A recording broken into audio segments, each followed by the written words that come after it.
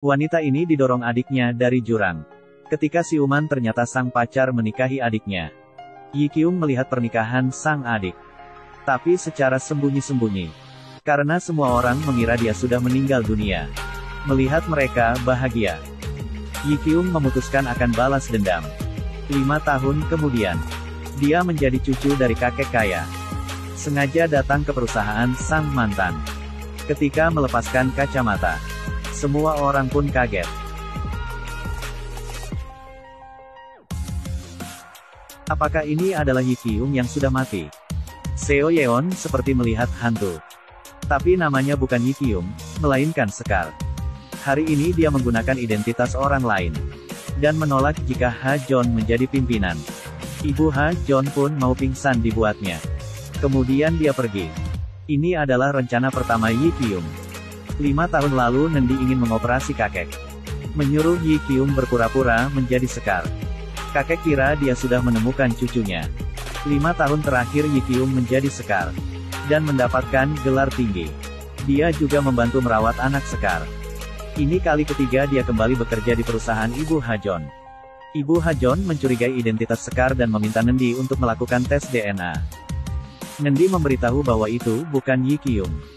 Karena dia tinggal di luar negeri dan memiliki anak berusia 5 tahun. Mendengar hal ini, Ibu Ha Jon ragu. Tapi Su Yeon merasa ketakutan. Karena dia yang mendorong Yi Kyung dari atas jurang. Melihat Seo Yeon yang khawatir, Ha Jon memberitahu bahwa wanita itu bukan Yi Kyung. Tapi Seo Yeon yakin bahwa itu pasti Yi Kyung. Mengapa dia masih hidup? Untuk membuktikan apakah wanita itu benar Yi Kyung, dia meminta reporter untuk menyelidikinya. Tapi rencana Su Yeon diketahui Nendi. Nendi membantu Yi Kyung membalas dendam. Dia sudah menyelidiki bahwa dulu ibunya dibunuh oleh Ibu Ha Jon, polisi yang merupakan ayah Su Yeon. Dengan sengaja menyembunyikan bahwa Ibu Ha Jon pembunuh. Oleh sebab itu Nendi membantu Yi Kyung untuk membalas dendam. Sambil menjalankan rencananya, penglihatan kakek kaya pun memulih. Nendi memutuskan membiarkan Yi Kyung menggantikan Sekar sampai siuman. Yi Kyung pun bekerja lagi di perusahaan Ha Jon. Semua karyawan di sana kaget melihatnya. Su Yeon berpura-pura tak mengenalinya. Nama aku Sekar. Aku Su Yeon, istri pimpinan. Sekarang Yi Kyung tidak lemah lagi. Dia pun menemui Ha Jon. Yi Kyung. Ah, Nona Sekar. Mengapa semua orang melihat aku seperti melihat hantu? Saat ini, Ha Jon masih merasa kaget.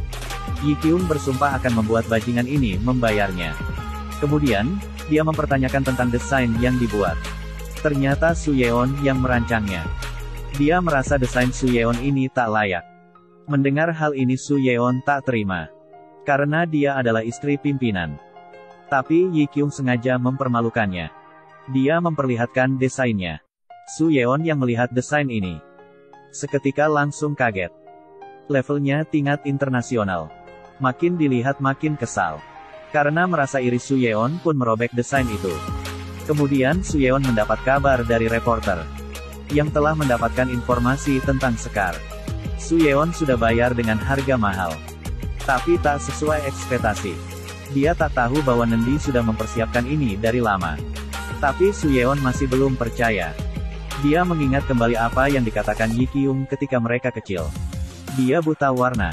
Kemudian Su Yeon bertanya pada ibu. Sejak kelas 6 Yi Kyung mengalami buta warna. Su Yeon pun senang. Pada saat rapat, Seo Yeon memintanya untuk mewarnai dengan warna cerah. Dia ingin mengungkap kebohongan Yi Kyung. Nona Sekar, bisakah kamu mewarnainya dengan warna cerah?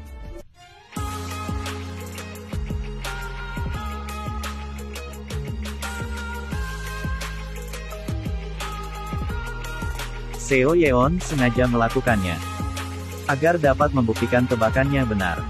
Karena dulunya Yi Kyung buta warna. Ketika Su Yeon yakin dugaannya benar. Tapi wanita ini mewarnai sangat bagus. Ternyata Sekar hanya mirip saja dengan Yi Kyung. Seo Yeon tak tahu jika Yi Kyung sudah berobat ke dokter yang menyuruh Yi Kyung menggunakan soft lens. Yi Kyung akan melawan Su Yeon. Ibu kaget menonton TV tapi ada Yi Kyung. Ibu tak percaya jika Yi Kyung hidup lagi. Karena waktu itu ada upacara pemakaman. Untuk membuktikan apakah ini Yi Kyung, ibu datang ke perusahaan dan yakin bahwa ini Yi Kyung. Jadi menegurnya mengapa Yi Kyung masih hidup. Mengapa datang ke sini? Kamu siapa? Aku Sekar. Kamu itu Yi Kyung. Su Yeon melihat hal itu. Langsung mengatakan bahwa Sekar hanya mirip dengan Yi Kyung. Ayah juga menemui Yi Kyung. Yi Kyung kaget. Ayah memeluk Yi Kyung. Tapi perkataan dari wanita ini sangat dingin. Apakah Anda mengenal saya? Nama saya Sekar. Kenapa kamu memanggilku Yi Kyung? Ayah benar-benar tak percaya ada yang mirip dengan putri angkatnya. Istrinya mengatakan bahwa itu benar. Setelah dia pergi, Yi Kyung tak tahu bagaimana harus menghadapi orang yang sangat mencintainya dulu. Tapi dia memiliki rencana. Di tempat lain, saat Seo Yeon dan Ha Jon hendak istirahat, ada panggilan yang masuk ke teleponnya. Sebelumnya dia dijebak reporter. Dia memutar rekaman perbuatan jahat Su Yeon. Orang di balik telepon adalah Yi Kyung. Dia mengancam Su Yeon. Su Yeon pun menelpon reporter itu. Tapi tak disangka reporter ditangkap polisi. Nendi memperoleh barang bukti dari reporter. Selanjutnya adalah Su Yeon diperiksa polisi. Hal ini mengagetkan Ha Jon dan ibunya. Tak tahu apa yang telah diperbuat sang menantu. Ibu Ha Jon pun meminta asistennya untuk mencari pengacara. Ternyata dalang di balik semua ini adalah Nendi.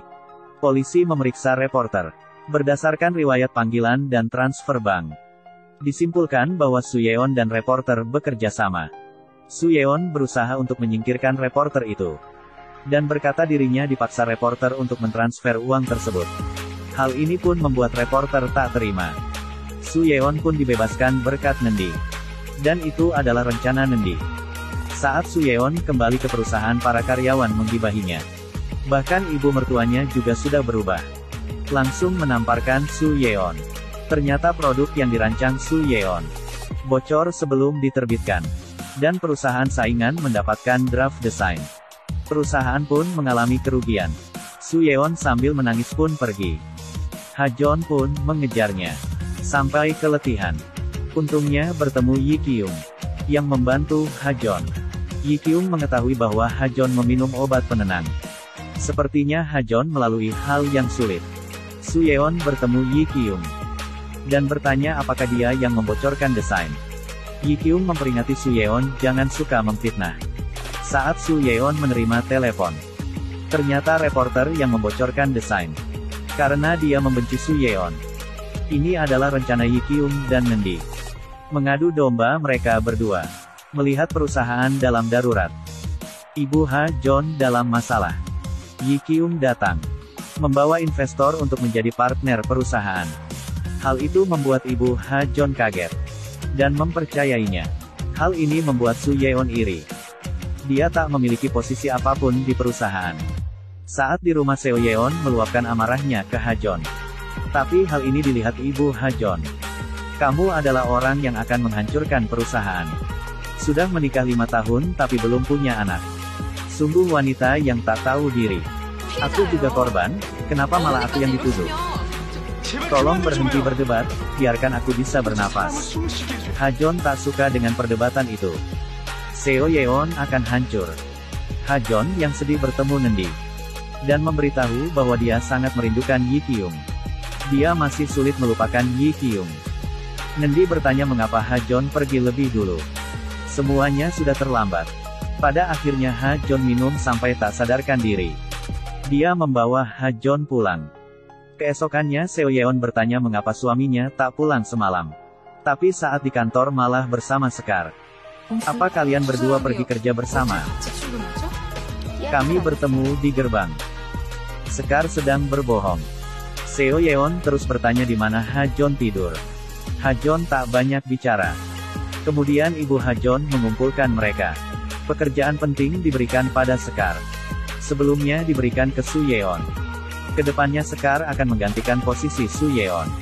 Yang membuatnya paling kesal adalah Ha Jon dan Sekar yang makin dekat. Hal ini membuat Su Yeon cemburu. Di tempat lain, Sen Ji-tae bertemu adiknya. Meminta bantuan untuk mencari anaknya. Adik Yi Kyung. Sudah dikenalnya dari lama. adik Yi Kyung yaitu Su Yeon. Tapi ada perasaan iri hati yang dirasakan Su Yeon. Paman bekerja di pihak Nendi. Sebagai paman dari Yi Kyung dan Seo Yeon, tidak ingin keduanya saling membenci. Paman memberitahu Nendi bahwa keduanya adalah saudara. Kabar ini membuat Nendi kaget. Paman meminta agar menjaga hubungan keduanya. Tapi sekarang sudah semakin dekat dengan rencana Nendi. Dia tak bisa mengubah rencananya.